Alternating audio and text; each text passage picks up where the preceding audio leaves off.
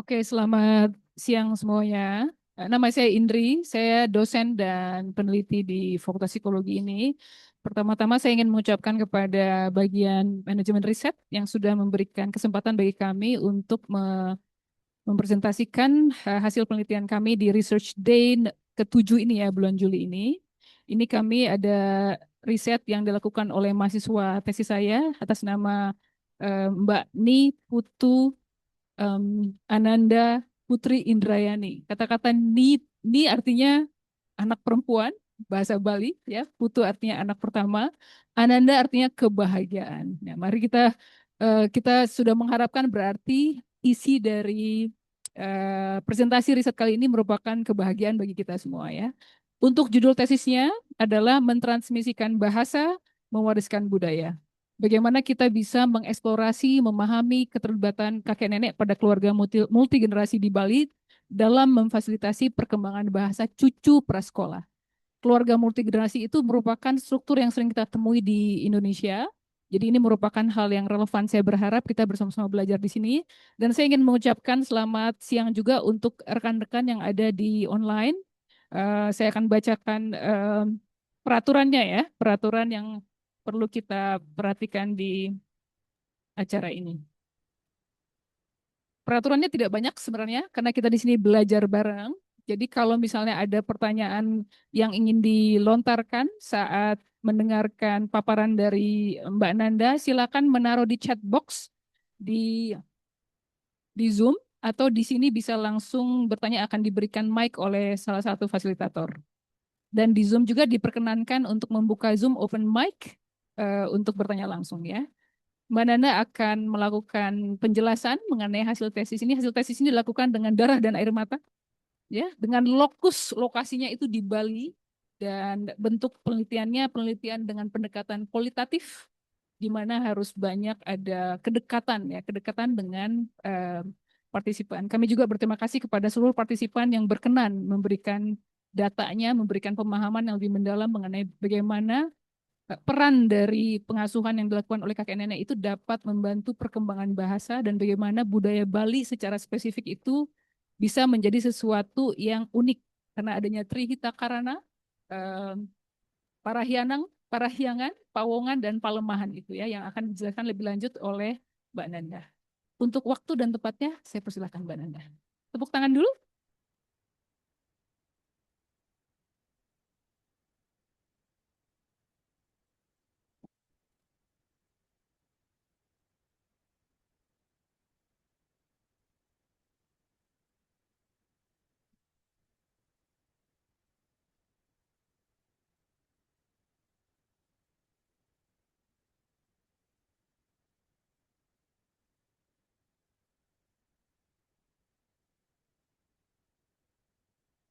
Baik, selamat siang semuanya.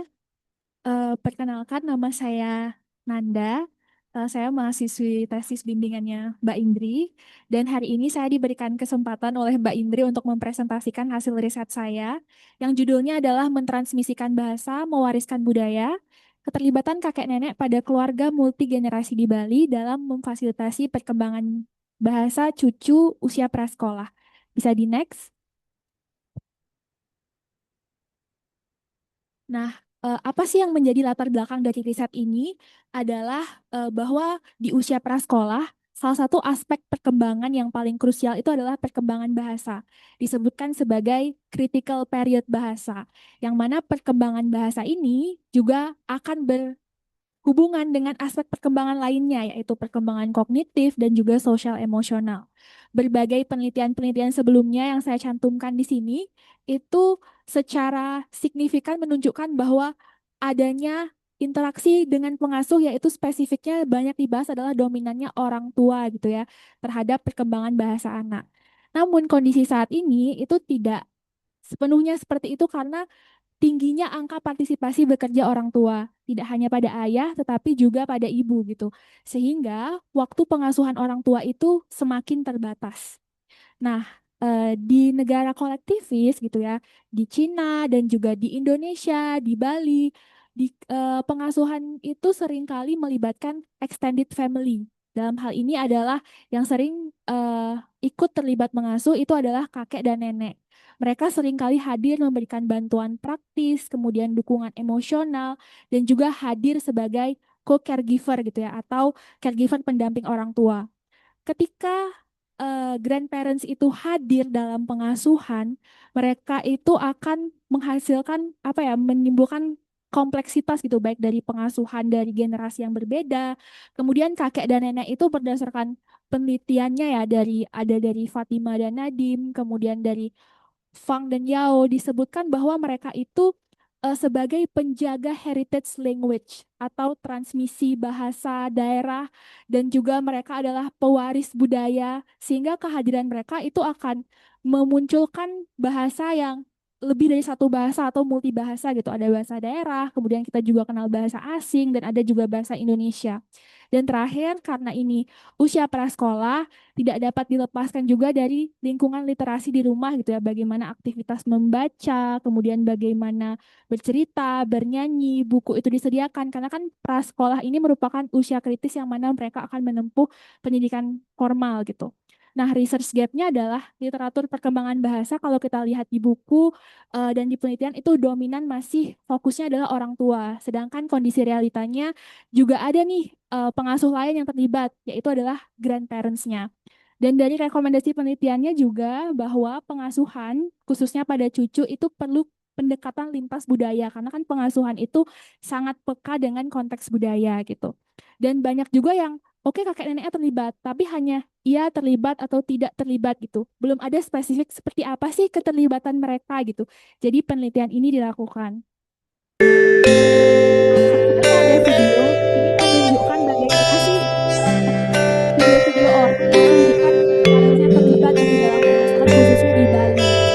Ini semuanya eh, berhubungan dengan bagaimana kakek nenek itu ikut mengasuh sebagai bentuk gambaran.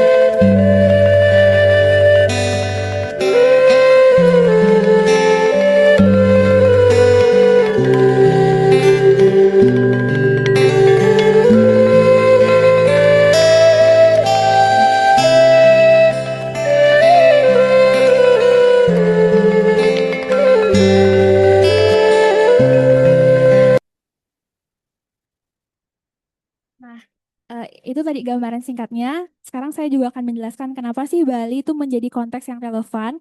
Pertama adalah karena struktur tinggal multigenerasi itu sendiri. Jadi struktur rumah tangga di Bali itu menunjukkan bahwa masih banyak nih tiga generasi. Jadi ada kakek nenek, kemudian orang tua, dan juga cucu gitu ya. Ada di dalam satu rumah yang sama. Bahkan tinggi angkanya itu melebihi angka nasional. Kemudian yang kedua itu adalah faktor budaya. Jadi dari penelitiannya Lestari et al. Tentang pengasuhan multigenerasi menunjukkan bahwa pengasuhan multigenerasi itu merupakan bentuk intergenerational obligation dan reciprocity. Jadi ada hubungan timbal balik. Jadi generasi muda mengasuh generasi yang tua, begitupun juga generasi yang lebih tua mengasuh generasi yang lebih muda. Ada juga nilai yang dipegang oleh masyarakat di Bali, yaitu namanya adalah Trihita Karana. Jadi salah satunya yaitu menekankan bagaimana hubungan yang harmonis antar manusia. Selain itu, kalau di Bali itu sendiri, cucu itu dipahami sebagai penerus keluarga dan juga dalam kegiatan adat keagamaan, sehingga kakek nenek itu seringkali merasa bertanggung jawab untuk mengasuh cucunya. Nah, saya juga melakukan studi pendahuluan. Studi pendahuluan ini saya lakukan kepada 54 keluarga dan menunjukkan hasilnya bahwa oh selain ibu dan ayah, ternyata di Bali memang benar kakek neneknya itu seringkali terlibat dalam pengasuhan. Dan ketika orang tua itu bekerja, pengasuhan itu diambil alih oleh grandparents-nya atau kakek neneknya. Ditambah lagi kompleksitas kita di Indonesia ya, lingkungannya adalah multibahasa, sehingga bahasa yang dikenalkan, ditransmisikan itu tidak hanya bahasa Indonesia ataupun bahasa asing, tapi juga ada bahasa daerah gitu ya. Karena kan Indonesia sendiri itu sekitar 718 bahasa dan itu diperkenalkan dan digunakan dalam kehidupan sehari-hari. Bisa di next. Nah, ini pertanyaan penelitiannya adalah bagaimana kakek nenek pada keluarga multigenerasi di Bali itu memfasilitasi perkembangan bahasa cucu usia prasekolah melalui pengasuhan sehari-hari. Nah, memfasilitasi itu seperti apa? Nah, itu dijelaskan jawabannya di fokus-fokusnya. Jadi bagaimana mereka berinteraksi, kemudian bagaimana mereka terlibat dalam lingkungan literasinya, kemudian bagaimana bahasa itu digunakan untuk aspek perkembangan lainnya. Kemudian tadi praktik multibahasanya seperti apa, kebijakan bahasa di rumahnya seperti apa, dan transmisinya dilakukan seperti apa, nilai-nilai budayanya juga bagaimana.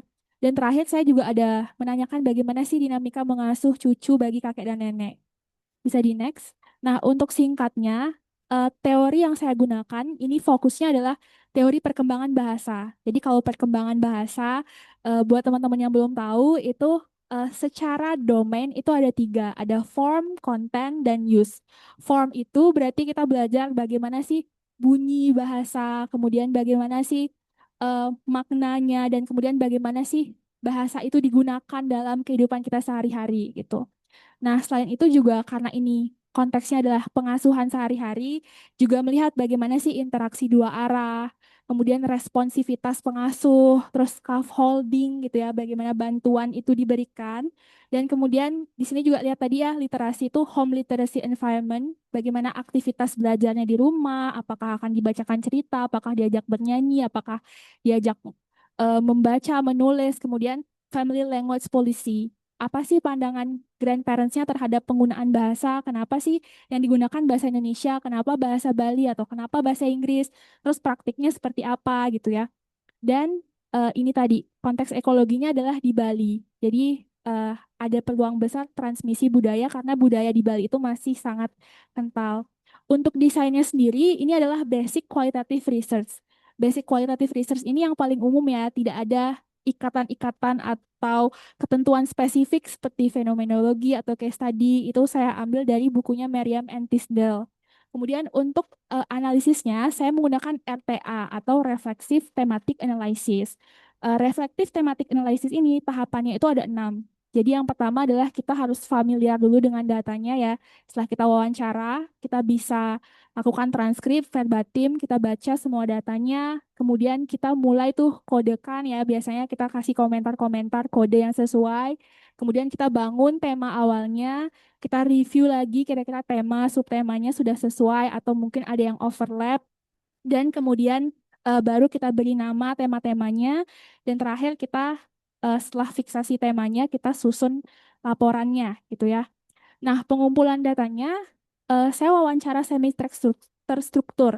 Jadi ada guideline interviewnya, tapi tidak menutup kemungkinan juga ada beberapa hal di luar dari guideline itu yang saya tanyakan. Dan ada 9 partisipannya.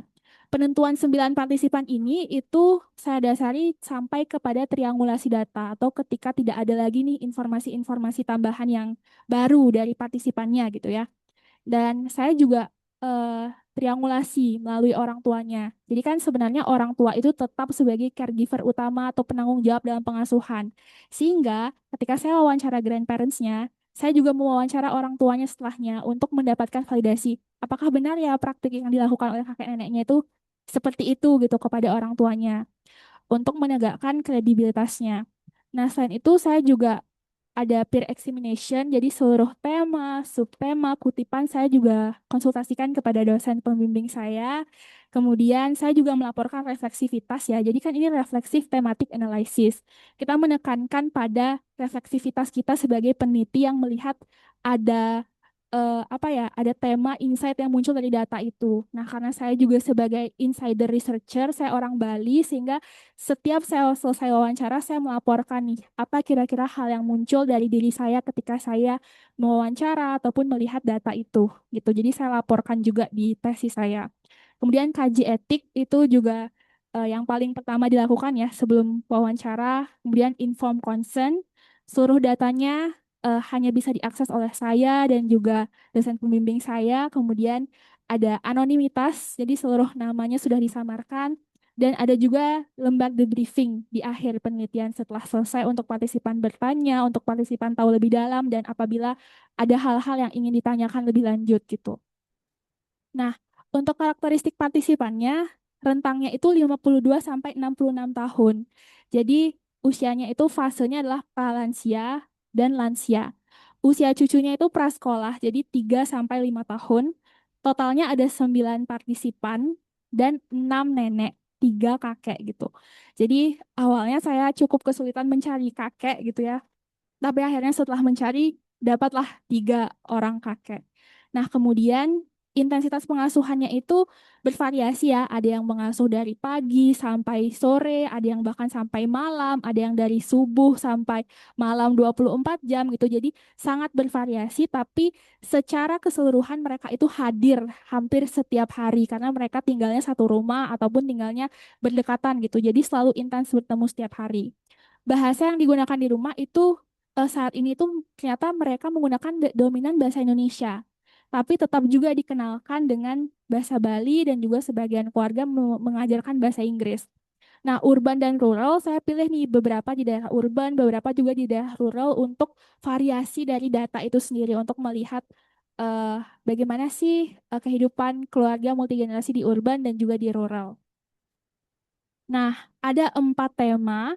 Jadi tema ini itu saling apa ya, saling berkaitan satu sama lain gitu loh dari dasar, kemudian eh, berlanjut, berlanjut, berlanjut gitu. Jadi yang pertama itu dari kakek nenek itu sebagai fondasi terbentuknya lingkungan bahasa bagi cucu. Nah, yang kedua adalah aktivitas sehari-hari sebagai ruang stimulasi bahasa. Yang ketiga adalah bahasa dalam pengasuhan dan perkembangan sosial emosional. Dan yang keempat, lingkungan multibahasa sebagai pewarisan nilai budaya Bali. Nah, tema satu ini saya menyebutnya itu kakek nenek sebagai fondasi terbentuknya lingkungan bahasa. Kenapa sebagai fondasi? Karena di sini mereka itu terlibat dalam pengasuhan. Mereka bukan hanya menjaga, tapi mereka justru menjadi figur yang penting dalam rutinitas harian.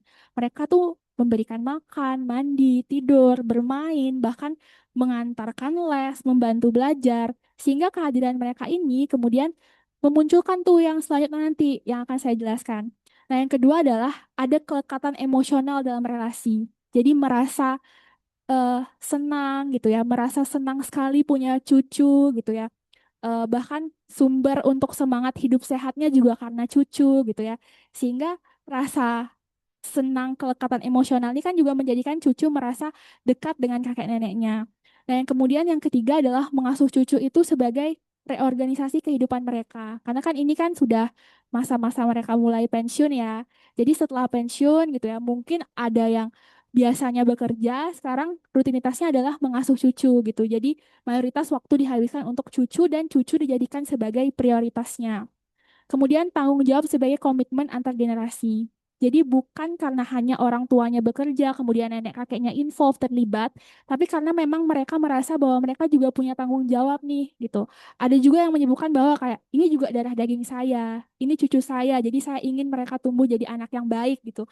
Jadi itu dianggap sebagai tanggung jawab mereka, bukan hanya sebagai bantuan sesaat. Bisa di next? Nah, ini ya, ketika mereka hadir gitu ya, mereka hadir setiap hari. Ini kalau kita lihat dari sudut pandang psikologi, terutama psikologi perkembangan ya, ini bisa kita kaitkan dengan attachment theory, tidak hanya pada ibu, tapi pada figur yang lekat nih dalam sehari-hari gitu. Mereka bisa menjadi secure base bagi cucunya gitu ya. Kemudian tadi kalau kita bahas lagi dari teorinya mikrosistemnya Bronson Brenner, mereka kan ada nih di lingkup mikrosistem ya, lingkungan yang berinteraksi langsung gitu. Jadi tidak hanya orang tua, tapi mereka juga terlibat. Nah, tadi juga saya bahas bahwa ini sebagai bentuk intergenerational obligation dan caring in harmony. Jadi mereka mewujudkan harmonisasi hubungan antar keluarga gitu. Dan kalau kita lihat dari sudut pandang gerontologi atau sudut pandang yang membahas mengenai kelanjut usiaan, bahwa tadi kan mengasuh cucu itu sebagai prioritas, kemudian kedekatan emosional. Nah, ternyata kalau mengasuh cucu itu juga beberapa penelitian menunjukkan ada menimbulkan rasa bermakna, kepuasan, dan ada kesejahteraan psikologis. Meskipun dinamikanya juga kompleks, ada yang menghabiskan tenaga, waktu, penyesuaian aktivitas gitu ya. Nah, ini selanjutnya, ketika mereka involve dalam pengasuhan tadi, jadi kan memberikan mereka ruang, kesempatan mereka untuk berinteraksi. Jadi ada interaksi yang terjalin. Interaksi yang seperti apa? Yaitu interaksi yang diadik atau interaksinya itu terjalin secara dua arah. Nah, interaksi yang terjalin secara dua arah ini kemudian akan memunculkan responsivitas dari caregivernya itu sendiri.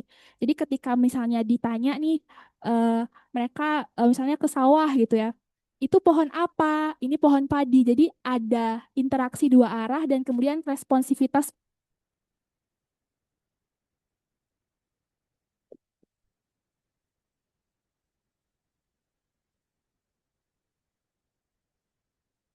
ada responsivitas pengasuh terhadap apa sih topik yang sedang diminati oleh anak gitu. Nah, kalau berdasarkan penelitian sebelumnya, eh, interaksi yang terjalin dan juga responsivitas itu memunculkan adanya conversational turn taking gitu. Dan itu eh, sangat apa ya berkorelasi dari penelitian sebelumnya dengan perkembangan bahasa anak gitu. Jadi dengan conversation itu mereka menambah kosakata dan semakin menambahnya kosakata mereka, mereka semakin bisa lagi terlibat dalam conversation. Begitupun juga responsivitas yang diberikan pengasuh itu sebaiknya mengikuti apa yang anak sedang fokuskan gitu. Misalnya tadi bertanya tentang padi, jelaskan, oh itu pohon padi yang dimakan jadi nasi. Di sawah itu ada burung yang suka makan padinya Pak Tani, makanya Pak Tani jadi sedih gitu kan. Jadi fokusnya ke sana atau kita sebut juga biasanya sebagai joint attention. Nah, dari penelitian sebelumnya itu juga disebutkan bahwa joint attention ini itu justru menjadikan anak itu lebih eh, bisa berkembang atau menambah kosakatanya karena dia sedang interest dengan topik itu gitu dan itu direspon oleh caregivernya. Itu tadi ya. Jadi kaitannya dengan perkembangan adalah mereka itu menjadi partisipan yang aktif, tidak hanya caregivernya yang memberikan, tapi mereka juga ikut involve dalam percakapan itu. Bisa di next. Nah, ini selanjutnya adalah scaffolding dan praktik literasi di rumah. Jadi lebih lanjut dari responsivitas itu adalah scaffolding. Scaffolding itu adalah konsepnya Jerome Bernner ya, yang disampaikan di artikelnya Wood et al. Tahun 1976. Jadi kan scaffolding itu adalah bantuan yang diberikan oleh figur atau sosok yang lebih mampu gitu ya untuk membantu anak mencapai apa yang belum bisa mereka lakukan sendiri. Jadi mereka kakek nenek itu mengoreksi bunyi atau ucapan. Jadi ketika misalnya anak itu baby talk diarahkan nih jangan eh, nggak boleh misalnya nih kayak contohnya nggak au gitu diganti jadi nggak mau gitu atau misalnya nggak oye gitu diganti dengan nggak boleh gitu jadi diberikan contoh diberikan bantuan kemudian anak itu memperbaiki. Kemudian praktik literasi formal dan juga non formal karena tadi di rumah itu usia prasekolah itu adalah usia yang ketika mereka mulai mempersiapkan untuk mereka akan menempuh pendidikan entah itu TK atau bahkan juga ada yang sudah TKA kemudian mereka akan menempuh ada juga yang preschool jadi sudah mulai nih ada aktivitas-aktivitas literasi yang dilakukan di rumah gitu ya. Jadi apa sih aktivitas yang dilakukan oleh kakek neneknya itu adalah mengenalkan huruf, angka gitu ya. Jadi ada yang mengajarkan mengeja gitu ya. Misalnya nenek kayak NN, NNK. Jadi benar-benar diajarkan sama grandparents-nya. Kemudian ada yang diajak membaca buku bersama. Terus ada juga yang bernyanyi. Ini yang paling konsisten. Semuanya melakukan aktivitas bernyanyi ini. Terus cerita rakyat Bali disampaikan secara lisan. Ada juga permainan-permainan dan pengenalan simbol di lingkungan. Misalnya di jalan, di mobil, melihat lampu merah, dijelaskan, oh ini itu lampu merah, artinya berhenti gitu. Itu mobilnya warnanya apa? Jadi dikenalkan dengan simbol-simbol yang ada di lingkungan. Nah, ciri khasnya apa? Stimulasi yang dilakukan itu biasanya tuh semuanya itu sifatnya naturalistik. Jadi bukan ada yang disengaja untuk saya harus mengajarkan cucu saya bahasa ini, dia harus pintar ngomong. Tapi memang terjadi secara alami aja gitu, bukan sebagai sengaja untuk mengenalkan bahasa itu. Tapi kalau kita lihat keterkaitannya itu ternyata ada secara teorinya. Nah, ini kalau kita lihat tadi semua data itu kalau kita kaitkan lagi dengan form, konten dan use dari bahasa, itu mereka formnya mereka memberikan input yang jelas gitu ya. Mereka koreksi tadi ya bunyi bahasanya salah pengucapan, mereka memberikan contoh gitu ya. Dan mereka meluaskan ujaran kayak tadi padi apa? Oh, padi itu yang kita makan gitu dijelaskan. Kemudian language content. Jadi ada labeling ya, memberikan nama misalnya barang-barang yang dilihat kayak tadi lampu merah, lampu hijau, mobil, pohon gitu ya. Kemudian memberikan pertanyaan terbuka, banyak ada yang kayak playground itu apa sih gitu. Apa aja yang ada di playground, sama siapa ke sana. Jadi menggunakanlah pertanyaan-pertanyaan terbuka kepada cucu.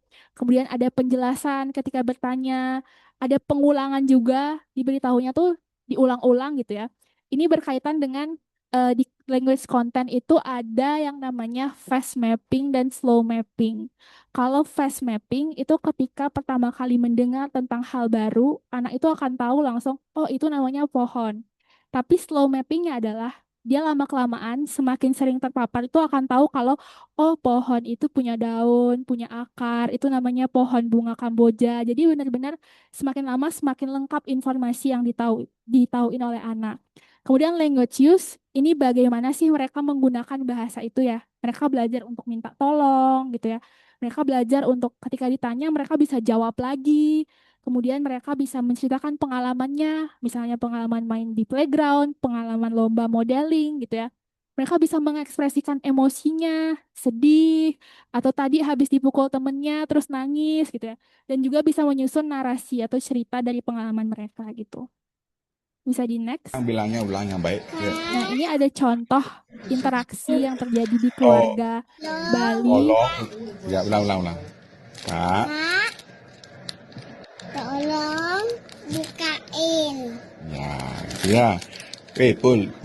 Itu namanya tata krama. Ya, manners harus minta tolong. Ya, oke. Biasakan ya. Oke. Ya udah barang nyak ke kombi di bengkel. Ajak Nini, ajak Mek Ming.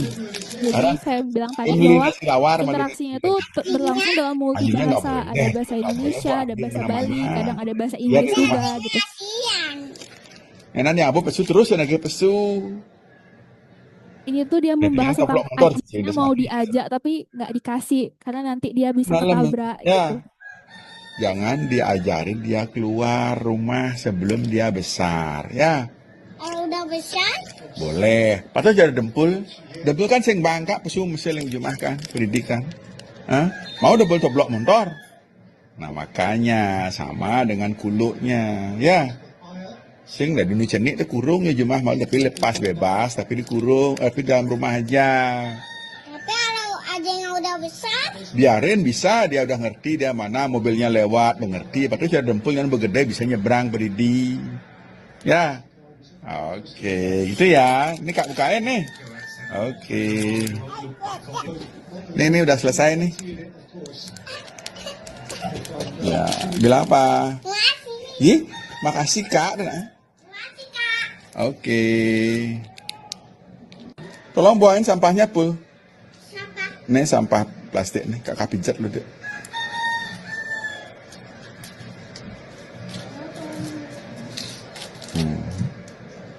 kasih ya. Oh, kakak minta tolong, saya.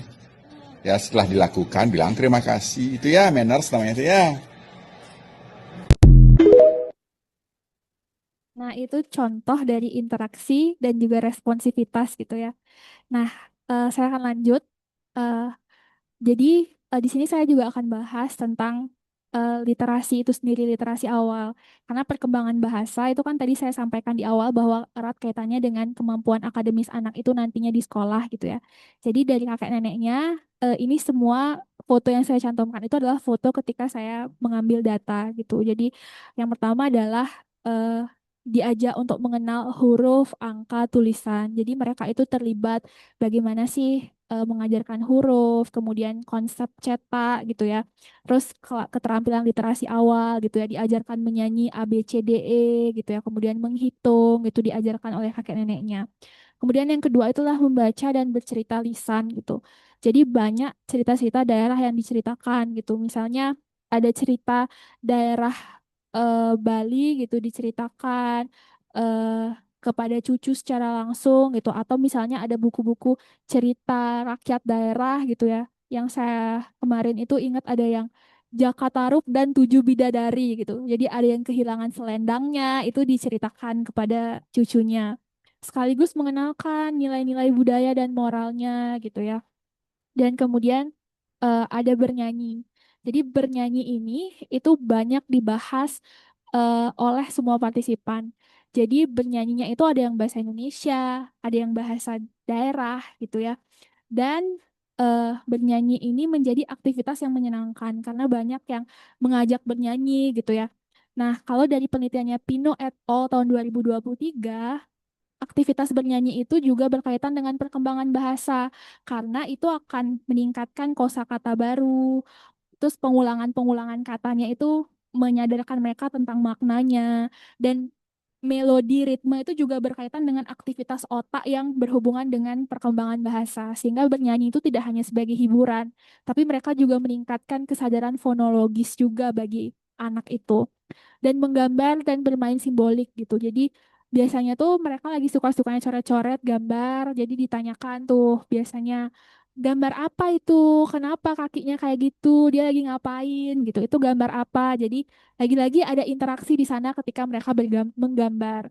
Kalau bermain simbolik biasanya ketika melihat suatu hal ya, melihat misalnya ada orang menari di rumah, mereka juga ingin jadi penari, jadi mereka langsung tuh kayak ambil selendang, ambil kain, mereka ajak neneknya untuk menari. Jadi mulai mengenal symbolic play gitu ya. Ini juga erat kaitannya dengan perkembangan bahasa. Nah, next. Nah, ini tema yang ketiga, bahasa dalam pengasuhan dan perkembangan sosial emosional. Jadi ini lebih luas dari konteks bahasa itu sendiri. Setelah tema kedua yang membahas tentang bagaimana sih bahasa itu difasilitasi dalam bentuk interaksi, responsivitas. Tapi dari tadi contoh percakapan yang kita lihat juga bahwa banyak loh ternyata nilai-nilai sosial emosional yang juga ditransmisikan oleh grandparents-nya, dan itu banyak muncul dari data, maka saya juga cantumkan gitu. Yang pertama itu bahasa untuk mengarahkan perilaku dan menasehati. Jadi ketika cucu misalnya bercerita dia les modeling, nenek kakeknya tuh langsung yang bilang, nanti kalau jalan senyum ya, pokoknya jangan takut ya. Jadi diarahkan untuk bagusnya seperti apa sih gitu. Kemudian untuk perkembangan moralitas ya, diajarkan untuk meminta tolong, meminta maaf, menyapa, menatap lawan bicara, dan menggunakan tutur yang sopan gitu. Nah, yang ketiga, bahasa sebagai strategi regulasi emosi. Jadi melalui bahasa juga, cucu prasekolah itu kan sudah mulai bisa banyak permintaan, kemudian sudah mulai bisa nangis kalau minta sesuatu. Jadi bujukan melalui bahasa, kemudian pengalihan, janji-janji nanti kalau mau les dibeliin es krim. Nah, itu dijanji-janjikan melalui bahasa. Itu membantu cucu itu bisa menenangkan diri dan menunda apa sih keinginannya gitu. Nah, yang terakhir itu bahasa itu juga sebagai bentuk kedekatan emosional antara grandparents dengan cucunya. Jadi melalui bahasa tuh disampaikan, sayang nggak sama nenek, sayang nggak sama kakek. Jadi sayang dong. Jadi kayak nenek cantik banget. Jadi benar-benar menunjukkan bagaimana sih kedekatan emosional antara grandparents dengan cucunya itu. Next. Nah, ini ya lebih spesifiknya kalau kita lihat di buku perkembangan bahasa juga, kalau di usia preschooler itu mereka mulai mengembangkan aspek yang namanya adalah theory of mind. Jadi mereka mulai punya pandangan bahwa orang lain itu punya pikiran, keinginan, emosi, dan intention yang berbeda dengan dirinya.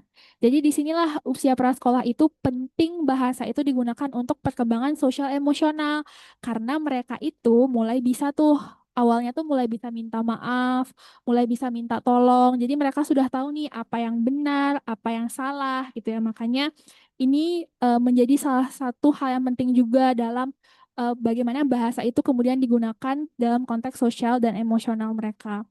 Bisa di next. Nah, ini tema keempat. Tema keempat ini adalah yang paling khas dari budaya Bali itu sendiri. Jadi ini spesifiknya adalah bagaimana grandparents itu sebagai agen transmisi bahasa dan juga budaya Bali. Jadi bahasa Bali itu sebagai heritage language atau bahasa warisan.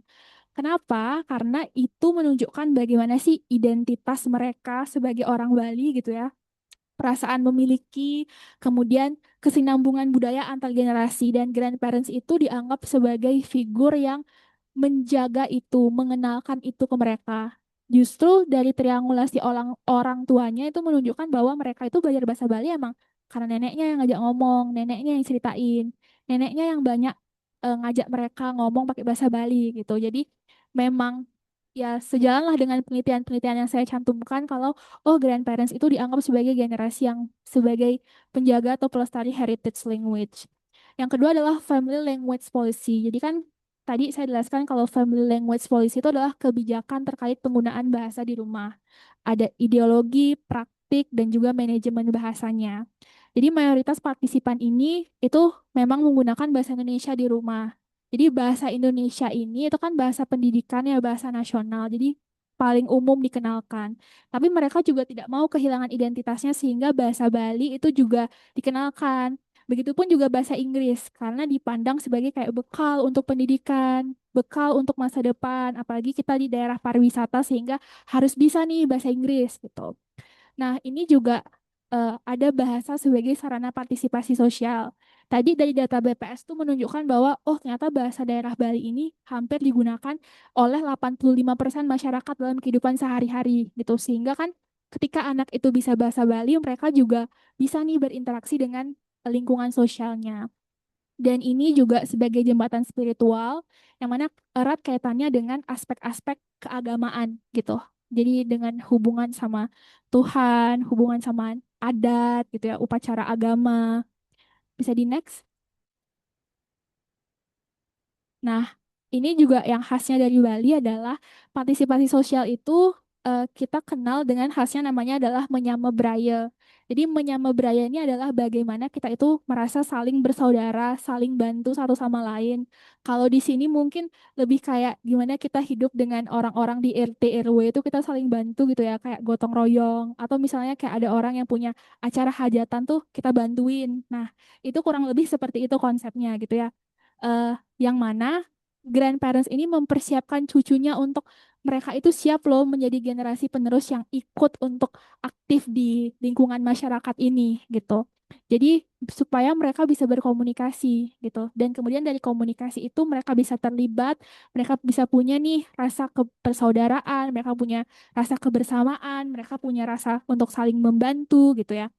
Tadi dia juga tidak hanya jadi penanda identitas etnik gitu ya, tapi supaya mereka itu bisa tetap involve dengan lingkungan sosial mereka gitu ya. Tadi kan nih salah satu kutipan-kutipannya adalah itu adalah bahasa ibu, mempertahankan budaya kita. Di Banjar, Banjar itu kayak RT RW gitu ya di sini, tempat kita hidup dalam satu lingkup gitu. Bahasa Indonesia banyak yang tidak mengerti gitu. Kemudian kalau ke kampung itu orang-orang yang generasi tua biasanya nanya, Nanda kapan pulang gitu. Terus kalau kita nggak bisa belajar bahasa Bali itu kita nggak bisa jawab. Sedangkan kalau bisa tuh kita bisa jawab gitu sama siapa pulangnya gitu. Jadi biar bisa komunikasi khususnya sama generasi yang lebih tua gitu.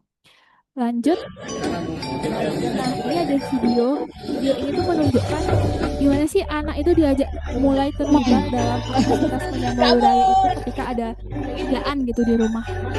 Itu namanya komo Alia. Komo.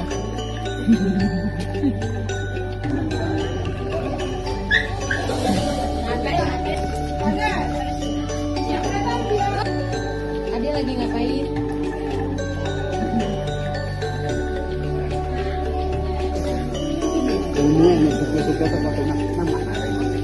Mereka juga belajar empati, belajar komunikasi, belajar interaksi, belajar tahu budayanya, belajar keberanian juga ya ketemu orang.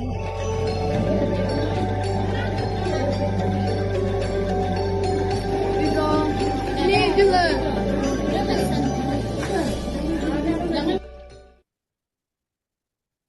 Nah, itu untuk yang subtema yang ketiga. Nah, tema keempat ini adalah yang bahasa Bali sebagai jembatan pengenalan Trihita Karana. Tadi dapat disinggung sama Mbak Indri. Jadi ini juga adalah konsep yang khas dari Bali.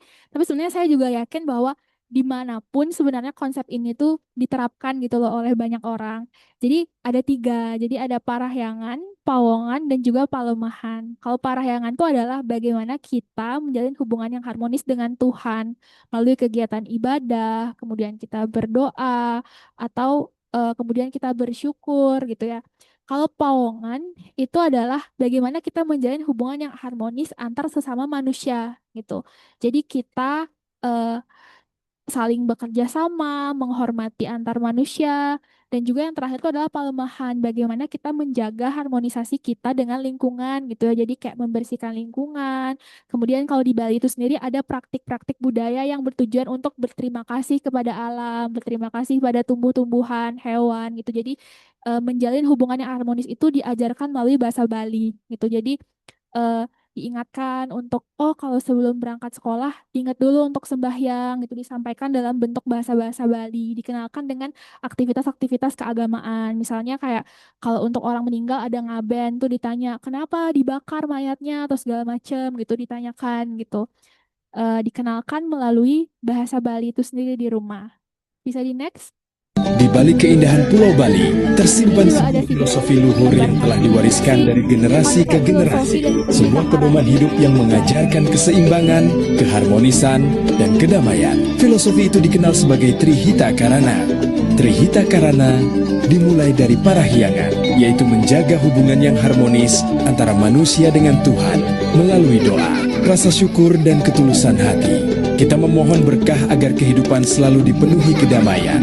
Trihita Karana bukan sekadar warisan budaya Bali, tetapi nilai kehidupan yang relevan bagi siapa saja. Ketika hubungan dengan Tuhan terjaga, sesama manusia saling menghormati, dan alam senantiasa dilestarikan, maka akan lahir kehidupan yang damai, harmonis, dan penuh kebahagiaan. Mari bersama menjaga nilai luhur ini demi Bali yang lestari dan Indonesia yang semakin kuat. Nah, itu kurang lebihnya untuk Trihita Karana yang dikenalkan dan diajarkan melalui kakek nenek itu di rumah gitu ya, ditransmisikan nilai-nilainya. Nah, ini ketika saya menyusun tesis ini gitu ya, sempat pertanyaan ini ada di diri saya sendiri, kemudian saya tuliskan juga di sini. Jadi, kalau grandparents-nya terlibat sebegitu besarnya, apakah peran itu akan menggantikan peran orang tuanya di rumah gitu ya? Karena kan mayoritas waktunya dihabiskan oleh grandparents-nya karena orang tuanya bekerja ya. Tapi dari data itu yang saya maknai adalah orang tua itu tetap sebagai figur utama. Mereka yang pegang otoritas dari praktik pengasuhannya. Mereka juga yang menyediakan nih praktik literasinya. Entah itu disediakan buku bacaan, didaftarkan les, didaftarkan sekolah gitu ya. Dan untuk tujuan pendidikan biasanya dari partisipan saya itu semuanya mayoritas orang tuanya tetap yang pegang kendali. Kakek neneknya itu adalah support sistemnya gitu. Mereka yang mendukung bagaimana itu dijalankan. Pun ketika orang tuanya punya aturan, kakek neneknya juga dari yang saya wawancarai ya ada perbedaan, ada kadang konflik, tapi itu semua bisa dikomunikasikan gitu. Nah, eh ini yang saya sampaikan, mereka bukan menggantikan atau lebih baik dari orang tuanya, tapi justru mereka adalah pelengkap dalam ekologi pengasuhan ini. Karena dengan adanya grandparents, ada nilai dari generasi yang berbeda gitu ya, terutama nilai budaya, kemudian ada nilai-nilai keagamaan di sana, ada nilai-nilai multibahasa, sehingga itu juga ditransmisikan gitu. Itu. Dan waktu saya sidang juga, ada juga dosen penguji yang bertanya ke saya bahwa gimana kalau ibunya di rumah, nggak bekerja gitu ya. Gimana kalau ibunya di rumah? Nah, dari penelitian sebelumnya menunjukkan bahwa struktur tinggal multigenerasi dan juga keterlibatan kakek nenek itu bukan hanya karena orang tuanya bekerja, tapi ketika ada dua generasi ini yang saling komunikasi dan berkolaborasi ini itu justru dapat membantu meringankan pekerjaan rumah tangga misalnya atau membantu aktivitas-aktivitas yang sifatnya fisik misalnya menjaga cucu sehingga dari penelitiannya Cheng dan Zhao itu menunjukkan ternyata orang tuanya itu lebih bisa fokus ke developmental task-nya, jadi hal-hal yang sifatnya itu mendukung pembelajaran anaknya karena mungkin mereka tidak terlalu kelelahan ya dengan kayak mandiin, ngasih makan gitu ya. Jadi bisa fokus untuk pembelajaran karena dibantu oleh grandparents-nya itu sendiri gitu. Jadi di sini tuh kehadiran grandparents itu bisa menjadi support secara emosional dan juga secara mengurangi beban pengasuhan orang tuanya itu. Next. Nah, ini nuansa data. Ini di luar dari apa yang saya cantumkan di tesis saya gitu. Di luar dari apa ya, tema-tema yang fokusnya adalah bahasa gitu. Nah, ini yang pertama adalah gender. Gender ini mayoritas kan tadi nenek ya, 6 orang nenek, 3 orang kakek. Dan eh, kenapa sih kok lebih banyak nenek yang terlibat daripada kakek? Sama halnya mungkin di Indonesia lebih banyak ibu yang terlibat daripada ayah gitu ya. Nah, ini eh, kalau dari penelitiannya Manzila dan Dominguez ini menunjukkan bahwa oh nenek itu lebih terlibat karena merasa kayak kewajibannya. Terus merasa gender itu juga ya sebagai perempuan, sebagai ibu gitu ya yang mengasuh anak dan ada juga kewajiban antar generasi. Dalam hal ini tuh dijelaskan bagaimana sih dulu ketika mereka mengasuh anak mereka, mertua mereka atau ibu mereka tuh juga membantu. Jadi mereka merasa kayak itu diturunkan gitu loh dari neneknya ke ibunya, kemudian sekarang mengasuh cucunya gitu. Kakek juga terlibat, tapi lebih ke mobilitas, aktivitas luar rumah gitu ya.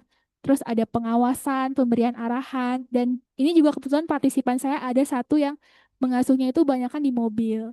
Jadi semuanya aktivitasnya itu adalah antar jemput. Justru ketika di rumah dia nggak pegang cucu lagi karena udah banyak yang ngasuh di rumah kayak anak-anaknya gitu. Jadi full fungsinya adalah di mobilitasnya. Tapi dari sana juga mereka saling berinteraksi gitu.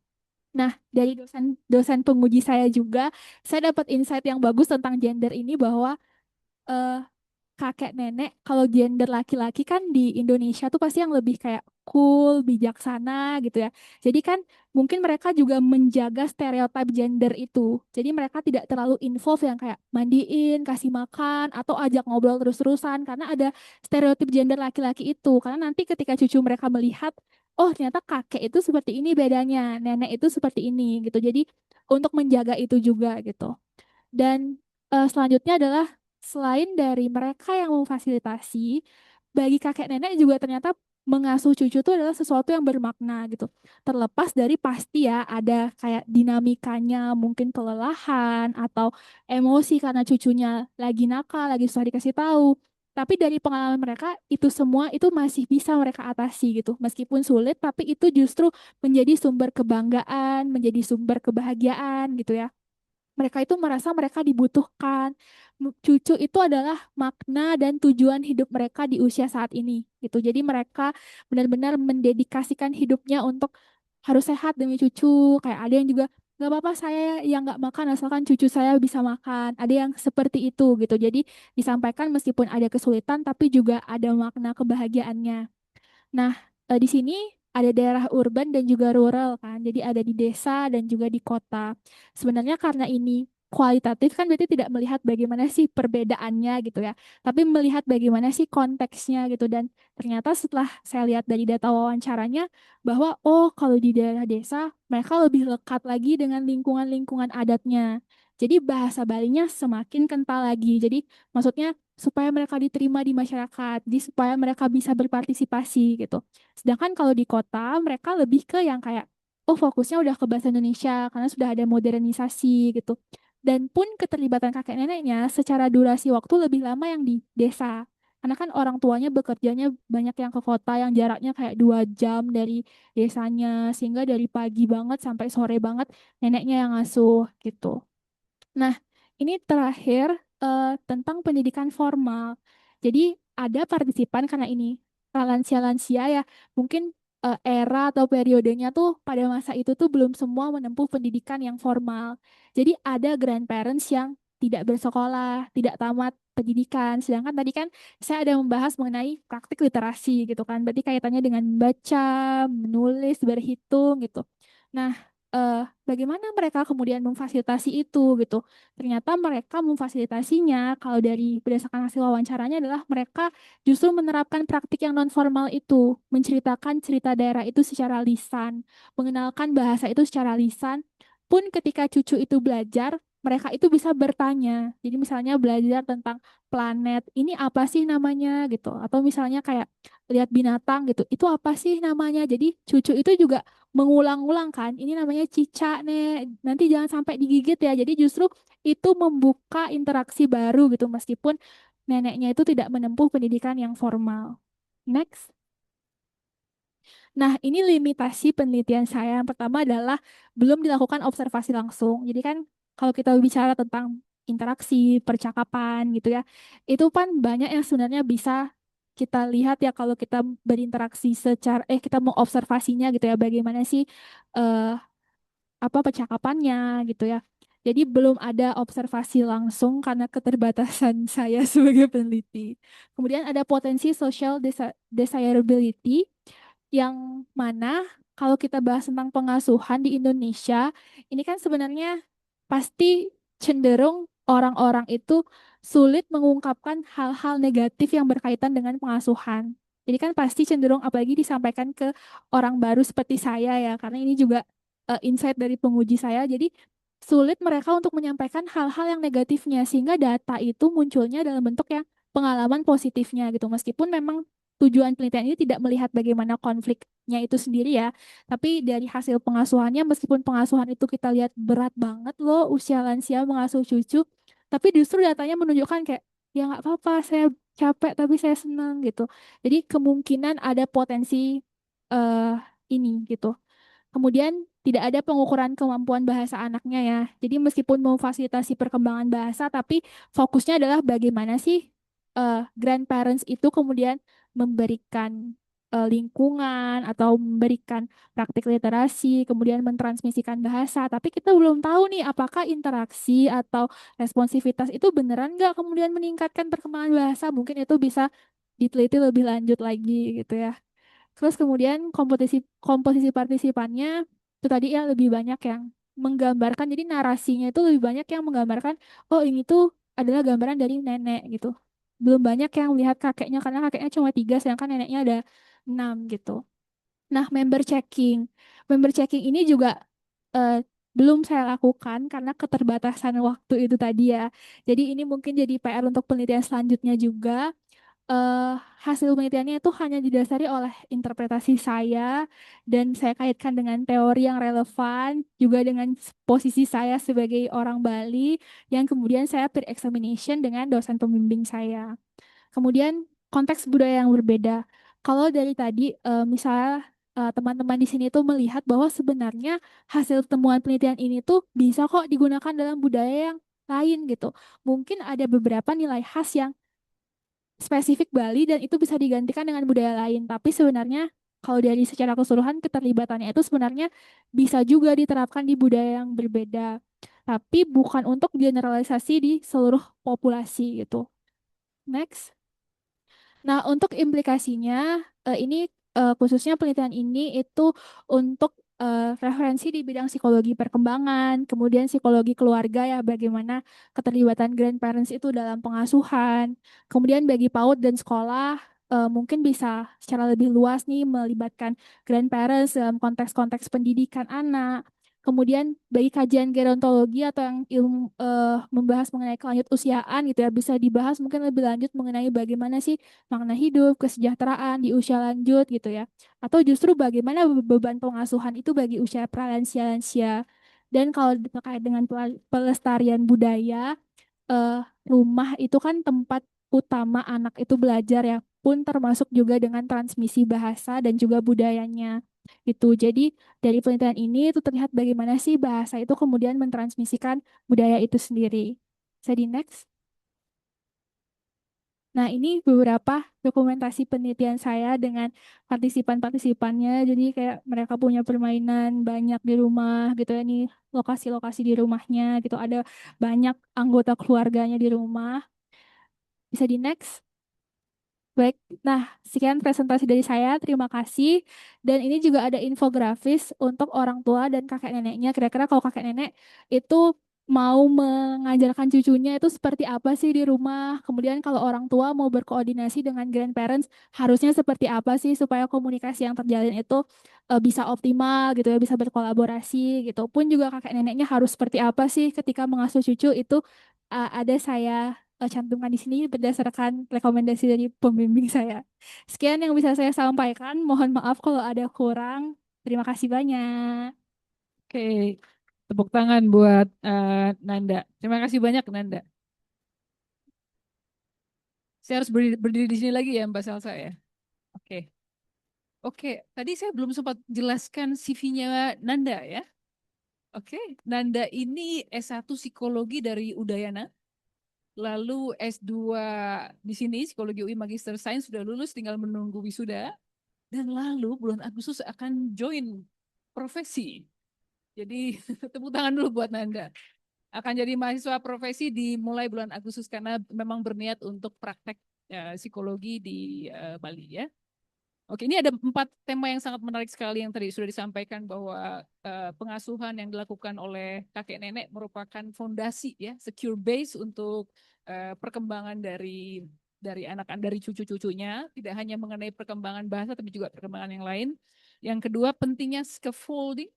Mungkin tadi ada yang bertanya-tanya kok scaffolding oleh Brunner. Brunner terinspirasi oleh Vygotsky. Tapi sebenarnya itu dari Brunner. Ini mohon digarisbawahi. Kayaknya mahasiswa saya udah tahu semua ya. Saya sering berkoar-koar soal ini. Dan pentingnya interaksi dan responsivitas. Tadi Nanda juga menyampaikan kalau kakek mungkin cenderung tidak melakukan seperti ngasih makan atau mandi. Tapi bahkan nenek lebih melakukan itu kalau kakek di mobilitas. Tapi di setiap kegiatan, setiap interaksi itu pasti ada interaksi dan responsivitas. Terus yang ketiga, pentingnya perkembangan sosial emosional dari cucu itu dikembangkan melalui grandparental caregiving ini. Dan keempat, ini yang merupakan on brand untuk Bali, bahwa ada kalau kakek nenek merupakan agen transmisi ya dari bahasa dan budaya. Ada ada istilah di sini menyamebraya ya, persaudaraan, mungkin bermasyarakat. Saya rasa juga ditemukan kalau Anda beragama Islam, di Al-Quran mungkin banyak mengenai pasal namanya ayat-ayat, surat-surat ayat-ayat yang menceritakan mengenai pentingnya bermasyarakat. Lalu ada istilah Trihita Karana, ya, di sini mengenai parahyangan, pawongan, dan palemahan. Saya baru belajar tadi siang, diajarkan oleh Nanda. Dan terutama kata-kata palemahan itu ada tradisi untuk menghargai budaya melalui praktek budaya. Mungkin canang ya, canang dan lain-lain. Menarik ya. Satu hal lagi yang ingin saya sampaikan, kalau Nanda ini merupakan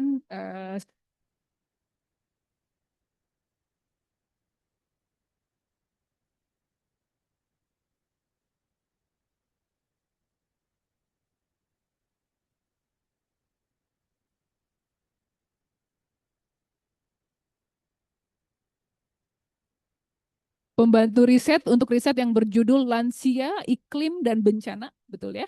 Lansia, terus setelah itu menjadi asisten dosen untuk mata kuliah mengenai lansia.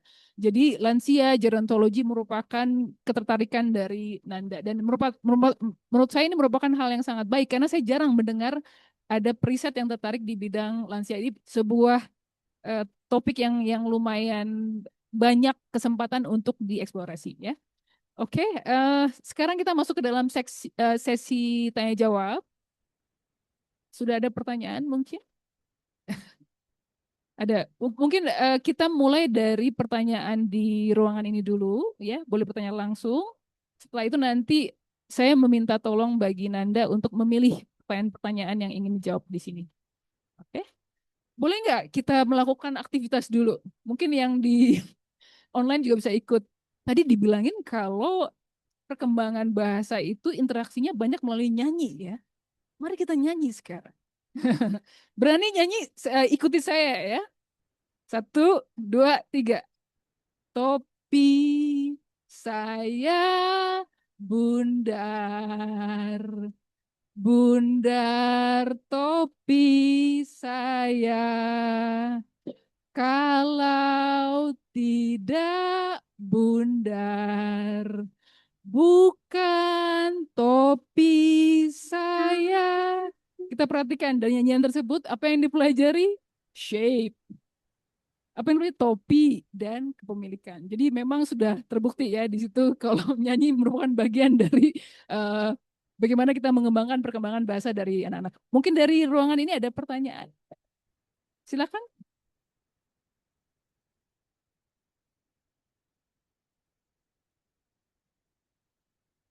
Ya, selamat siang. Nama saya Desi. Paparannya menarik ya meskipun saya bukan orang psikologi gitu. Nah, pertanyaan saya di bahasa Bali itu ada tingkatannya nggak ya? Kayak bahasa Jawa kan ada yang halus sehari-hari atau yang kasar gitu ya. Kalau iya, diajarinnya di bahasa yang mana gitu? Karena kalau di bahasa Jawa nih misalnya kata benda aja, bendanya siapa nih? Kalau bendanya orang yang lebih tua, salah salah kata gitu ya, bahasa apa? Kata benda ataupun kata kerja bisa horor gitu kayak nggak sopan banget gitu. Nah ini yang diajarin apa? Udah gitu eh, berapa itu tadi kan katanya antara 3 tahun sampai 5 tahun ya. Tapi respondennya ini selama apa sih dia udah sama kakek neneknya gitu di waktu di penelitian. Udah sih itu aja. Terus kali ini ya penasaran penting nggak sih di waktu ngajarin anak kecil ini ngasih tahu oh ini tuh bahasa daerah loh, ini bahasa Indonesia, yang ini bahasa Inggris gitu. Atau nanti seiring berjalannya waktu dia akan tahu sendiri. Udah segitu aja. Terima kasih. Ya, terima kasih dengan Ibu Desi ya. Ibu Desi dari mana Anda? Umum. Dari umum, terima kasih banyak ya. Kita sangat ingin ada publik di sini ya. Tadi Nanda pertanyaan ada 3 mengenai tingkatan bahasa ya, mungkin berhubungan dengan form. Terus kedua, berapa lama kakek nenek ini sudah berinteraksi dengan cucu-cucunya. Terus yang terakhir penting nggak sih kalau ini di label ya bahasa itu bahasa Inggris, bahasa Bali atau bahasa Indonesia. Silakan. Nanda. Terima kasih Mbak untuk pertanyaannya. Terima kasih juga sudah hadir di sini.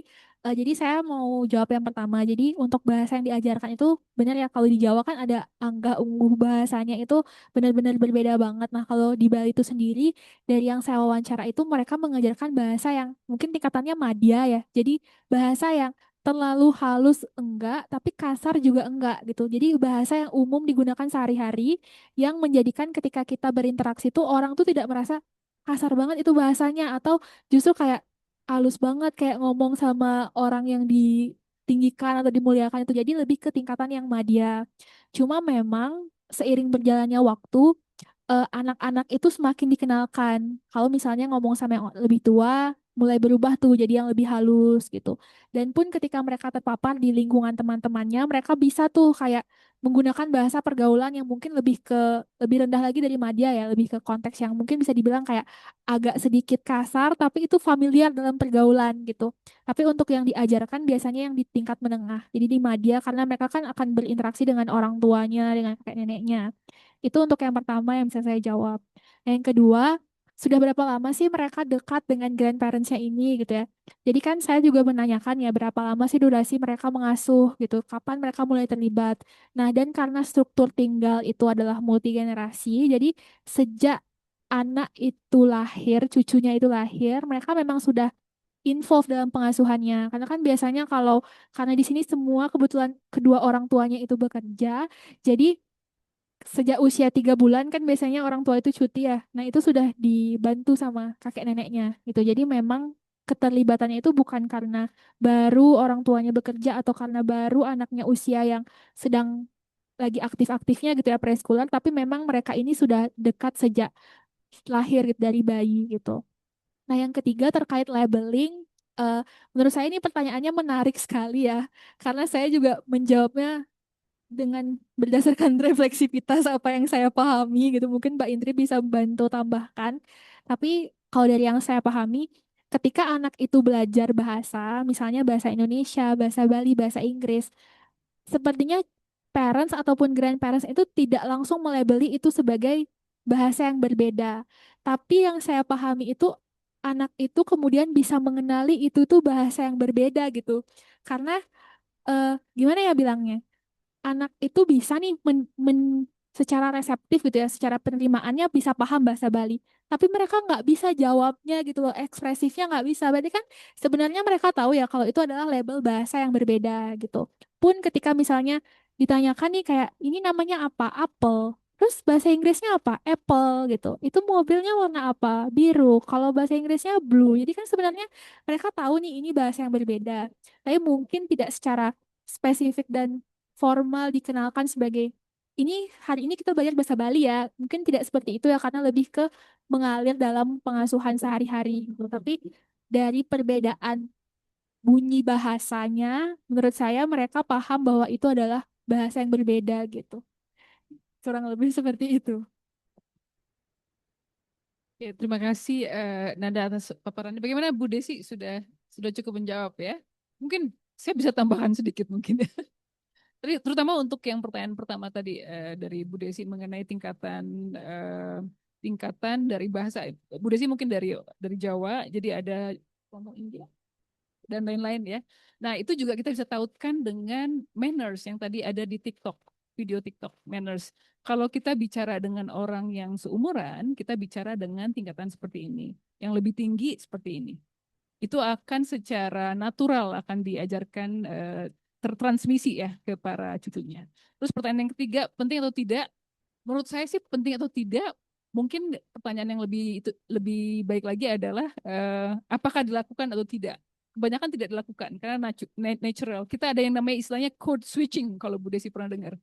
Code switching itu kita berganti bahasa sesuai dengan konteks di mana kita tinggal. Sama juga saat kita berganti perilaku.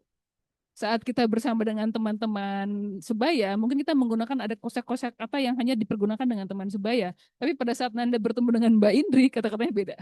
Itu namanya code switching. Tapi kita tidak selalu penting atau tidak kita melabel hal tersebut.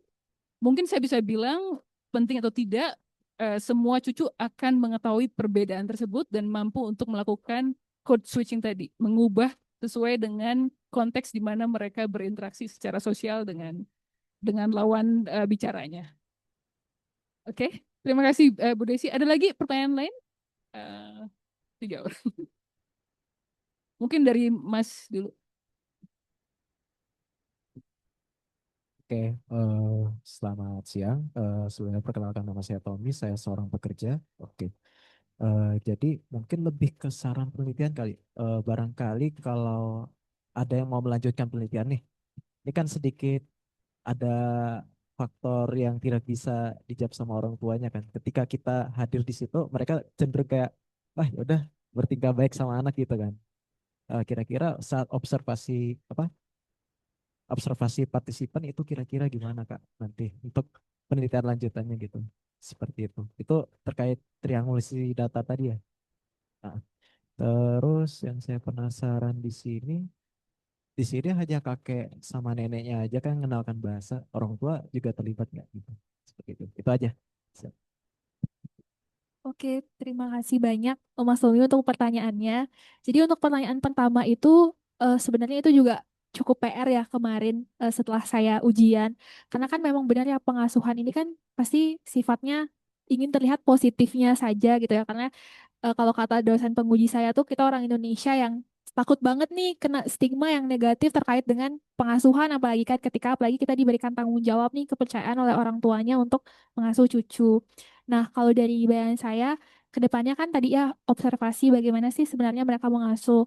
Tapi memang perlu dipastikan juga bahwa concern dari partisipannya ya berarti mungkin tidak bisa dilakukan di rumahnya yang memang ramai ada orang tuanya lewat gitu ya jadi memang dipastikan benar-benar hanya grandparents-nya aja dengan anaknya gitu ya pun juga ketika di concernnya mungkin kita bisa pastikan juga ya bahwa apa yang disampaikan memang sebenar-benarnya gitu bukan yang hanya positif-positifnya saja karena kan memang kerahasiaan data kan dijaga ya jadi kan partisipan bebas menyampaikan apa saja gitu karena sebenarnya kelemahan dari wawancara kemarin juga karena itu di rumah dilakukannya ada juga yang orang tuanya lewat-lewat gitu. Terus kayak misalnya ketika triangulasi sama orang tuanya juga grandparents-nya juga ada yang lewat. Mungkin jadi kan yang muncul datanya cenderung positif ya karena ada yang saling mendengar. Jadi mungkin kedepannya bisa diperhatikan itu tuh kondisi lingkungannya itu. Itu yang pertama. Untuk yang kedua, memang orang tuanya tidak mentransmisikan ya kalau fokusnya kan ke grandparents-nya gitu. eh Sebenarnya kalau misalnya saya baca perkembangan bahasa itu kan akumulasi ya. Mungkin bukan hanya grandparents tapi juga di sekolahnya, juga orang tuanya gitu ya. Tapi dari penelitian ini nih ingin menghadirkan kajian atau referensi yang lebih baru aja. Kalau kita orang tuanya kan itu sudah pasti ya.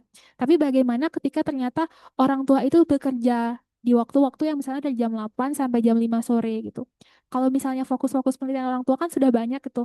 Karena perkembangan bahasa itu adalah akumulasi dari berbagai lingkungan tadi ya. Mikrosistem anak itu ada orang tua, sekolah, kemudian grandparents-nya terutama ketika terlibat di pengasuhan di jam yang mereka ini orang tuanya bekerja. Kira-kira bagaimana sih mereka dari generasi yang berbeda itu kemudian mentransmisikan bahasa? Karena kan ini kan generasinya berbeda ya, mungkin orang tuanya milenial, terus nenek kakeknya Gen X gitu, Gen Y gitu kan. Jadi menghadirkan hal barunya aja, tapi tidak mengartikan bahwa oh orang tuanya apakah tidak memberikan, karena pasti dari setiap interaksi yang terjalin itu pasti ada maknanya gitu loh, ada responsivitasnya, kemudian ada hal-hal yang didapatkan untuk bahasa anaknya. Itu sih. Mungkin Mbak Indri mau menambahkan. Terima kasih Nanda. Bagaimana Pak Tommy? Sudah terjawab?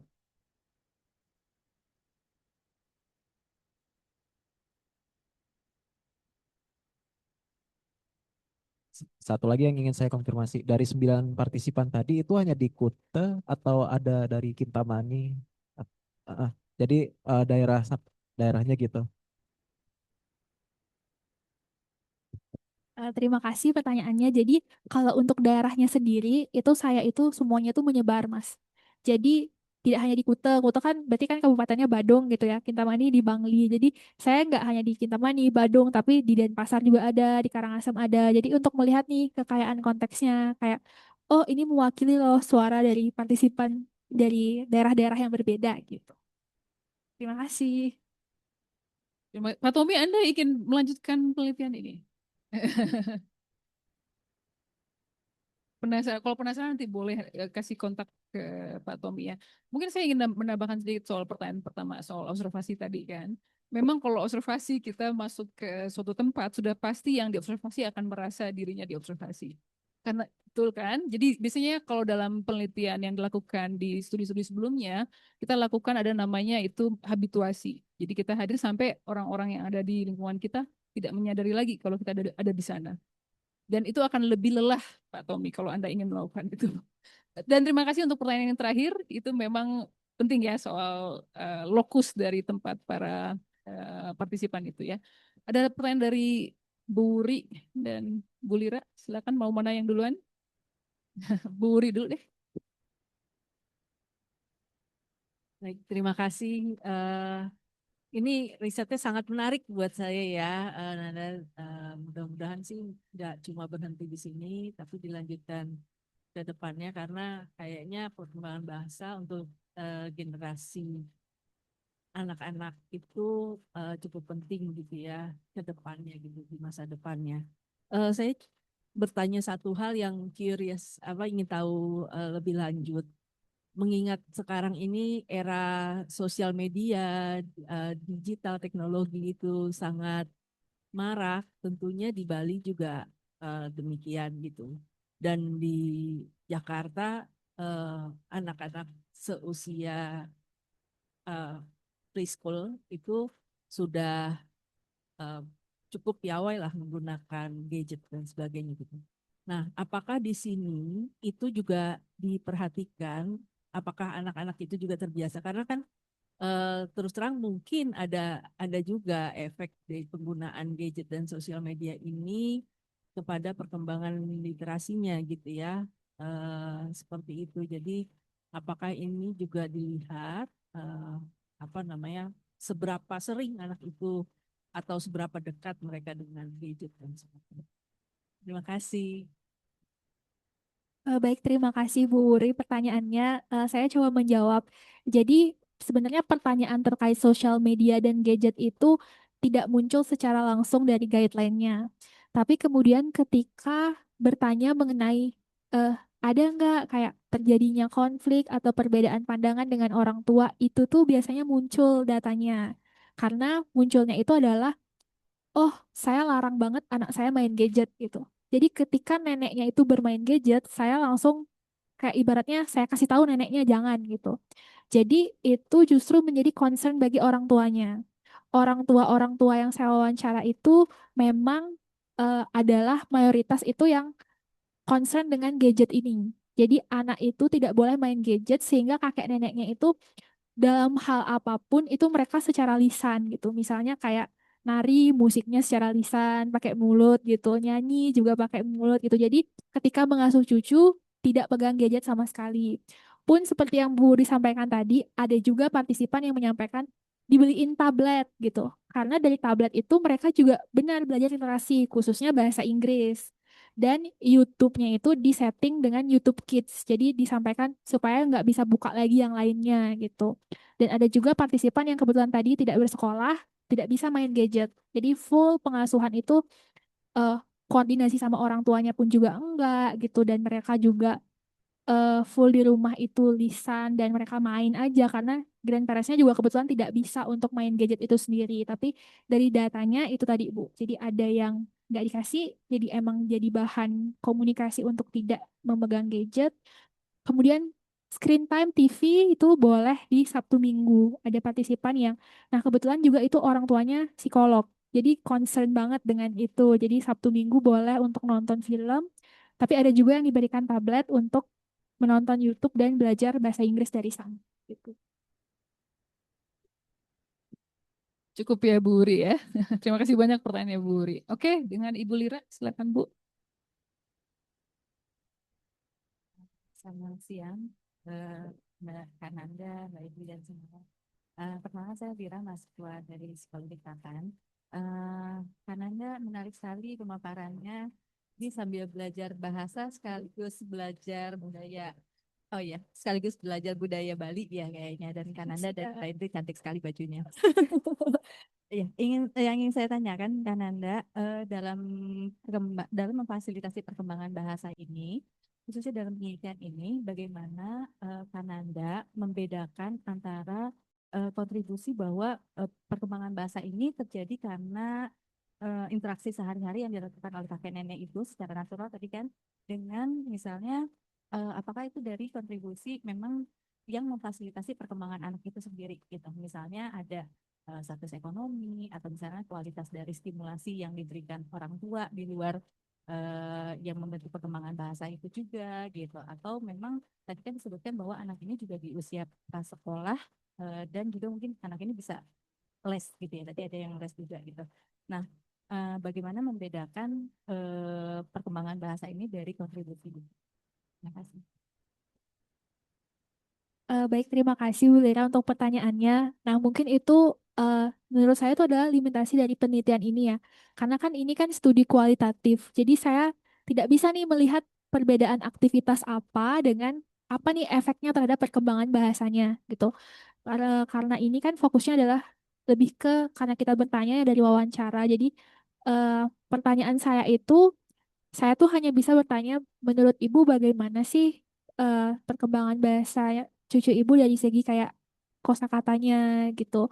Apakah sudah bisa menyampaikan perasaannya? Nah, ketika mereka jawab, bisa banget mereka katanya udah banyak banget mereka. Waktu itu dulu Ibu ngajarinnya seperti apa gitu. Nah, itu yang kemudian saya analisis. Tapi untuk dari perbedaannya karena bahasa itu juga sifatnya akumulatif tadi ya saya bilang kalau misalnya, jadi saya nggak bisa nih lihat perbedaannya gitu. Kayak perbedaannya apakah karena mereka memang dari keluarga yang SES tinggi sehingga mungkin bukunya ada banyak di rumah, kemudian mereka dilesin baca, les tulis, atau mungkin mereka sudah preschool gitu. Jadi itu belum dilihat perbedaannya. Mungkin kan karena aspek bahasa ini kompleks, bisa tuh di penelitian selanjutnya mungkin lebih spesifik meneliti terkait dengan masing-masing itu kan. Kayak misalnya tadi literasinya atau bukunya atau mungkin aktivitas bernyanyi atau mungkin lesnya gitu ya. Tapi untuk di penelitian saya ini tuh fokusnya ke apa sih yang dilakukan oleh grandparents-nya untuk supporting language development dari preschoolnya. Mungkin Mbak Indri bisa menambahkan.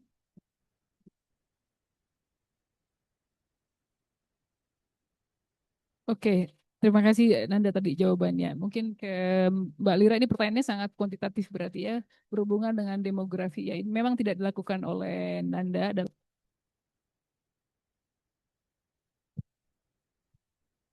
Tapi mungkin bisa menjadi yang kita lakukan di penelitian yang di masa yang akan datang. Mungkin Mbak Lira mau melakukan penelitian itu dengan memasukkan variabel-variabel demografi ya, jadi kovariat untuk melihat kontribusi dari tadi status sosial ekonomi atau seperti apa kualitas interaksi antara orang tua dengan anak. Itu memang sesuatu yang kalau dari studi-studi kita lihat faktor yang menentukan ya mengenai perkembangan bahasa. Tapi tidak dilakukan penelitian ini karena ini adalah gambaran seperti apa yang dilakukan oleh kakek nenek ya dengan partisipannya. Thank you. Tapi demografi saya tahu itu udah robust ya, robust sekali dalam studi-studi terasosiasi dengan kontribusi terhadap perkembangan bahasa dari anak-anak, especially umur 3 sampai 5 tahun. Ini Mbak Lira masuk bimbingan saya juga. Oke, sudah cukup yang di ada satu lagi ya Bu, silakan. Boleh. Oke, sebelumnya terima kasih banyak atas kesempatannya. Izin perkenalkan diri, saya Rifda dari Magister Psikologi Universitas Tarumanegara. Jadi mungkin pertanyaan ini agak di luar konteks sedikit, tapi saya tertarik sekali dengan penelitian yang dilakukan sama kakaknya, Kananda. Saya pengen tahu karena sepengetahuan kita ketika anak diasuh oleh kakek nenek itu sangat dimanja. Saya produk yang juga nenek saya memanjakan. Jadi menurut saya ini akan terbawa dalam fase perkembangan anak ya, Ibu ya. Maka jadi apakah interaksi dari atau frekuensi atau interaksi intensi dari pola pengasuhan ini dengan bagaimana apa namanya eh, bagaimana cara kakek nenek ini mengajarkan bahasa itu berpengaruh terhadap emosinya si anak nggak? Ketegasan dia dalam mengatur, memanajerial emosinya, apakah itu ada hubungannya atau ditemuin ke dalam penelitian ini? Mungkin sedikit atau apa, terima kasih. Demikian dari saya. Assalamualaikum warahmatullahi wabarakatuh. Waalaikumsalam. Mohon maaf tadi dengan Ibu siapa? Ibu Rifda dari Magister Tarumanegara. Terima kasih banyak sudah datang ke sini ya. Saya senang banget kita berbagi diskusi ya. Mungkin Nanda mau menjawab.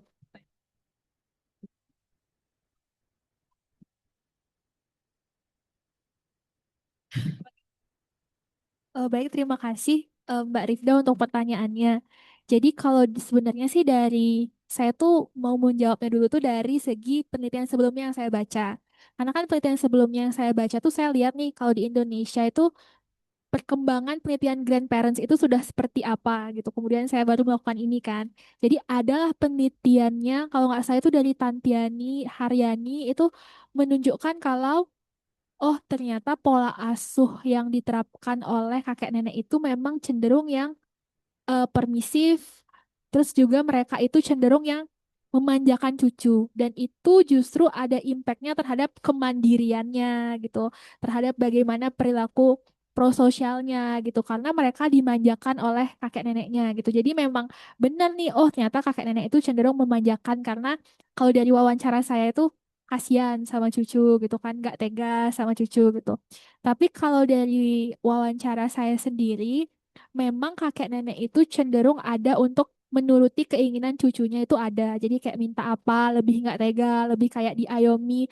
Orang tuanya yang benar-benar tegas banget, tapi neneknya kayak kasih aja kasihan gitu kan. Tapi dari triangulasi sama orang tuanya, kebetulan dari 9 partisipan ini itu menunjukkan adanya koordinasi nih antara orang tua dan grandparents-nya. Mungkin itu juga yang menjadikan pengasuhan multigenerasi dari 9 partisipan saya ini berlangsung dengan cukup berkesinambungan dengan baik lah gitu. Karena misalnya ketika anak itu menangis, grandparents-nya ada keinginan untuk memanjakan, tapi mereka itu kemudian ingat lagi kalau orang tuanya yang menerapkan aturan seperti itu. Mereka itu takut kalau misalnya nih mereka manjain orang tuanya enggak, justru nanti anak itu akan merasa, oh nenekku bela aku, jadi aku sama nenek aja. Jadi mereka punya pandangan seperti itu. Dan ada juga yang punya pandangan, ya udah itu kan anak mereka, itu kan anaknya anak saya. Terserah mereka aja kebijakannya seperti apa, saya ikut aja gitu. Jadi kalau secara riset memang iya, kalau dari segi penelitian ini karena tidak spesifik menunjukkan bagaimana pola asuh yang dimanjakan itu terhadap sosial emosionalnya, jadi saya juga nggak bisa bilang nih, oh ternyata anaknya lebih seperti apa gitu ya. Tapi dari datanya itu keinginan untuk memanjakan itu ada, tapi tetap dibatasi karena adanya koordinasi dan juga rasa kayak saya ikut orang tuanya gitu karena makanya saya tulis orang tua itu sebagai figur pengasuh yang lebih memegang otoritasnya gitu. Mungkin kalau dari Mbak Indri ada yang mau? Perfect jawabannya Nanda. Bagaimana Bu Rifda? Sudah terjawab. Sebenarnya gini Bu Rifda, mau nambahin jadinya nambahin ya. Sebenarnya begini, berarti Anda berangkat dari sebuah asumsi yang berkembang di masyarakat ya, Bu ya. Jadi mungkin yang kita dengar, yang kita lihat di TikTok, Instagram, menurut saya penting sih kayaknya kita telusuri lebih lanjut, kita teliti lebih lanjut. Benar nggak sih? Benar tidak kalau orang kakek nenek yang memanjakan cucu-cucunya ini berdampak negatif terhadap perkembangan, mungkin tadi ya soal adanya bisa berdampak kepada kemandiriannya, bisa berdampak soal regulasi diri, regulasi emosi. Nah, itu kayaknya menurut saya worth researching further. Karena kita kan masih berangkat dari sebuah katakanlah stereotype ya, kalau kakek nenek itu biasanya manjain. Tapi kalau faktanya itu seperti apa? Kalau dari studi kita. Gitu. Ini menimbulkan insight baru nih Bu Rifda. Terima kasih banyak. Sama-sama. Oke, ada lagi pertanyaan di ruangan ini? Kalau tidak ada, kita langsung ke pertanyaan di online. Terima kasih banyak sudah menunggu. Di sini ada Tuningsi Harya. Ini salah satu mahasiswa sains ya. Tuningsi, silakan. Mau dijawab dulu. Terima kasih Tuningsi untuk pertanyaannya. Langsung dijawab oleh Nanda ya. Halo Kak Tuning, jadi saya mau coba jawab pertanyaan pertama. Apa tantangan yang dialami selama proses penelitian ini? Kalau tantangannya itu sendiri, pertama karena ini kan wawancaranya lanjut usia ya. Jadi ada partisipan yang full nggak bisa bahasa Indonesia. Jadi saya sendiri juga anak yang dibesarkan di daerah urban. Jadi mungkin bahasa Balinya itu terbatas sehingga eh, full partisipan yang berbahasa daerah itu menjadikan saya merasa kayak paham nggak ya apa yang dibicarakan, ntar transkripnya paham nggak ya gitu. Lebih ke kaget itu, tapi ternyata setelah berinteraksi lebih bisa lah mengalir karena kan kita secara reseptif paham sama bahasanya, mungkin ekspresifnya saya kombinasikan juga dikit-dikit sama bahasa Indonesia dan pada saat itu tuh agak dibantu juga sama menantunya gitu. Nah, itu sih. Sebenarnya itu kan sebenarnya juga saya sadar ya itu jadinya justru kayak jadi limitasi karena ada pihak lain yang membantu di wawancara yang seharusnya itu full kita kan sama mereka aja gitu ya. Tapi karena itu benar-benar tidak bisa baca tulis, jadi saya akhirnya dibantu gitu. Eh, yang kedua adalah tadi ya ada kekaget-kagetan sedikit ketika langsung ke rumah partisipannya gitu ya. Ada yang ternyata tidak menempuh pendidikan formal atau kayak tidak bisa baca tulis. Jadi ada nih muncul-muncul bias yang kayak bisa nggak ya kira-kira kalau wawancaranya tentang perkembangan bahasa yang kalau saya pikirkan tuh benar-benar yang orang yang concern banget gitu dengan perkembangan cucunya gitu. Bisa nggak ya gimana ya literasinya kira-kira gitu. Tapi setelah saya lanjutkan itu juga bisa maksudnya bisa lah ternyata ada hal-hal insight-insight baru yang justru saya dapatkan gitu dari kakek nenek yang tidak menempuh pendidikan formal tapi tetap bisa involve dalam perkembangan cucunya itu. Terus kalau direfleksikan dari studi ini, apakah menurutmu lebih baik pengasuhan dilakukan single generation atau multi generasional dan kenapa? Hmm, kalau saya refleksikan secara pribadi sebenarnya jujur saya gimana ya jawabnya itu tergantung pada kebijakan keluarga itu masing-masing sih. Jadi kalau menurut saya multigenerational caregiving menghadirkan dinamika yang lebih kompleks gitu ya. Ada paparan yang lebih banyak, kemudian ada mungkin bisa berkoordinasi ya tentang perbedaan generasi. Pun di dalamnya bisa juga terjadi ada perbedaan pendapat, ada dinamika atau misalnya ada konflik, ada sudut pandang tentang pengasuhan yang berbeda, ada involve yang terlalu berlebihan atau mungkin ada justru yang memanjakan. Tapi ada juga nih nilai-nilai baiknya gitu. Pun kalau single generational juga menurut saya ya tidak masalah kalau memang struktur keluarganya emang mungkin hanya tinggal anak ibu terus anaknya terus kemudian anaknya dititip di daycare atau disekolahkan di preschool tidak diasuh oleh grandparents-nya atau grandparents-nya jarang-jarang juga sebenarnya baik lagi ke bagaimana kebijakan keluarga itu dan ketika itu dilakukan multigenerasi ada baiknya kayak ya saling berkoordinasi, berkolaborasi juga. Kalau menurut saya sih seperti itu. Oke, terima kasih Nanda. Mungkin dari Tuningsi sudah cukup jawabannya? Orangnya masih di situ nggak? Itu kayaknya sudah. Terima kasih banyak Tuningsi. Saya rasa ini berarti pertanyaan terakhir ya. Sudah ada, tidak ada pertanyaan lagi. Oke, ada lagi yang mau berkomentar? Mungkin dari Nanda ada tambahan-tambahan lagi mengenai refleksinya sebagai seorang pakar di bidang lansia dan sekarang melakukan studi yang juga melibatkan lansia. Mungkin apakah ada sebuah refleksi di situ? Eh, Pertama Mbak, saya belum sepakar itu untuk menjadi disebut pakar di lansia. On Sebenarnya the way ya, on the way. sebenarnya tuh kan saya tuh juga tertarik banget ke perkembangan anak-anak Ya. preschooler itu dan juga kebetulan beberapa tahun terakhir itu eh, ikut di riset yang membahas tentang lansia gitu. Jadi topik ini juga secara refleksi pribadi itu kayak menggabungkan kedua interest itu gitu. Dan ternyata bisa dilakukan. Karena kan sebenarnya perkembangan bahasa itu kan secara pengukurannya terus kayak performance test untuk anaknya itu kan sebenarnya sulit ya. Mungkin itu bisa dikembangkan untuk ke depannya.